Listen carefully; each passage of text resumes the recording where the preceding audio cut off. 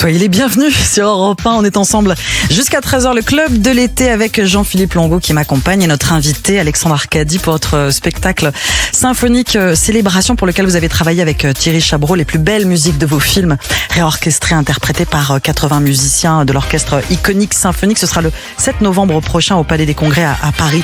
La musique a toujours eu une place très importante dans vos films. C'est un comédien, bon, on peut le dire pour beaucoup de films. Vous savez, le cinéma, c'est l'art de la parole et du son, et c'est très très important. Je veux dire que la musique joue un rôle d'une façon incroyable.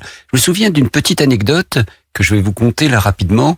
Quand j'ai fait mon premier film, Serge Franklin m'a écrit les thèmes des musiques du film avant, en maquette. Ah oui. Et donc pour le coup de Sirocco. Mais je n'avais pas de notion de ce que ça allait pouvoir être après. Et puis le jour, on a enregistré la musique au studio d'Avou, là 80 musiciens. Et là, j'ai regardé mes images et j'ai écouté la musique et je me suis dit, mais est-ce que la musique va pas... C'était tellement beau, va pas écraser l'image, parce que je n'avais pas cette notion de cet équilibre. Et j'étais comme ça, bouche bée. Et Serge Franklin m'a regardé, il m'a dit, tu n'aimes pas? J'ai dit, si, j'aime, je suis estomaqué par ce que j'entends. Et là, il avait tellement eu peur que je n'ai pas aimé, il s'est mis à pleurer. J'ai dit, non, Serge, j'adore, mais je ne m'imaginais pas que ça allait pouvoir prendre cette ampleur. Et là, j'ai compris pourquoi la musique jouait ce rôle si important au cinéma. C'est un rôle primordial, que ce soit avec Franklin, avec Sard, avec Armand Amar. Enfin, j'ai eu la chance de rencontrer des grands compositeurs et ils ont tous écrit des partitions magnifiques pour mes films. Pour tous vos films. Est-ce que vous regardez la télévision, Alexandre Arcadi? Vous arrive? Beaucoup. Surtout les informations parce que je tiens à être au courant, et puis beaucoup de documentaires parce que je trouve que le documentaire est vraiment c'est une chose qui est très très très forte parce qu'elle nous ramène à des questionnements essentiels, voilà. Et puis le cinéma, parfois, bien sûr. Et peut-être les séries aussi. On parle cinéma, on parle télévision avec Jean-Philippe Longo. Je peux vous parler de cinéma si vous voulez. Oui, demain. Là, c'est pour revivre le pire ou le meilleur de la télévision l'été. Aujourd'hui, on plonge au cœur des séries policières qui ont marqué l'histoire du petit écran. Et oui, on démarre en 1973 avec un véritable raz-de-marée venu du Pacifique.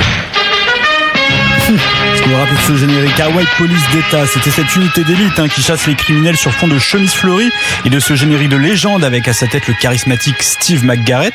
Alors à l'origine, le rôle avait été proposé à Gregory Peck, qui l'avait tout simplement refusé, et c'est finalement Jack Lord qui devient le personnage principal de cette série en 279 épisodes. C'est tout simplement le record pour une série policière, battue depuis par la série New York Police Judiciaire. Et Jack Lord est devenu une icône absolue auprès du public. Ben oui, il fascinait les foules à travers le monde et même les plus grandes stars. Parmi ses plus grands fans, Elvis Presley. Ah oui. Lors de ses concerts à Hawaï, il se rendait régulièrement chez l'acteur et lui a même offert un pistolet de $20,000. Sympa comme cadeau. C'est un très très beau cadeau de la part d'Elvis. Les séries policières américaines ont fait des émules en France aussi. Et oui, bien loin des 5 dernières minutes, le premier flic nouvelle génération débarque en France dès 1976. Alors c'est plus musclé, c'est plus rythmé, c'est plus ancré dans la réalité urbaine. C'est le commissaire Moulin avec cette série qui tranche radicalement avec Maigret et qui s'impose comme un véritable vent de modernité dès 1976. À sa tête Yves Régnier dans le rôle du héros en blouson noir et au franc-parler redoutable. Et ce ne sera pas son seul rôle de flic puisqu'en parallèle du commissaire Moulin, quelques années plus tard, il prêtera sa voix au détective Rick Hunter. Oh, j'adore Rick Hunter, j'adore. Je regardais ça quand j'étais ado. L'un des scénaristes du commissaire Moulin va même créer sa propre série. Et oui, avec la toute première femme flic de notre petit écran, et ce n'est pas Julie Lescaut. Non.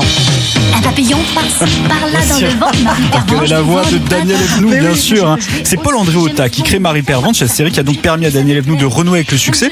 Pourquoi renouer avec le succès? Tout simplement parce que lorsqu'elle partageait sa vie avec Jacques Martin, l'animateur ne souhaitait pas qu'elle travaille. Donc elle s'était mise complètement en retrait du cinéma et du théâtre. Et la série va connaître un vrai succès auprès du public, mais pas uniquement. Et alors, seulement 22 épisodes pour Daniel Evenou, 12 000 € par épisode et un pari gagné puisqu'elle a réussi à rendre sympathique un métier qui ne l'était pas, les pervenches. Et les vrais pervenches l'ont même remercié d'avoir redoré l'image de leur profession. Bon, et on termine avec le roi incontesté des policiers à la télé.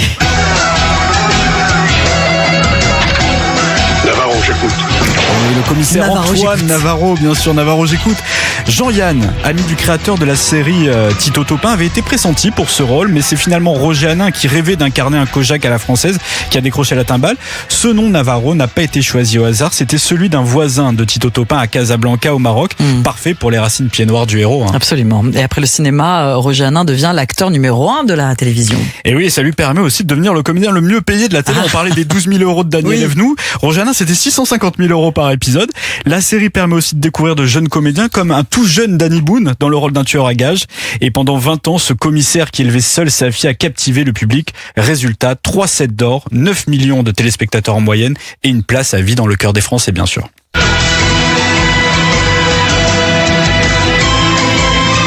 Roger Hanin, Navarro et les policiers à la télévision avec vous, Jean-Philippe Longo. Merci beaucoup. Vous écoutez le Club de l'été avec notre invité Alexandre Arcadi pour parler de Roger Hanin, mais pas que, des acteurs qui vous ont entouré toute votre carrière, des musiques de vos films. Et on joue également... Et oui, dans le Club de l'été, le plic-ploc. Cette semaine, nous vous offrons l'air fryer nouvelle génération Cook and Fry XL de la marque française Terraillon avec sa capacité familiale de 7 litres.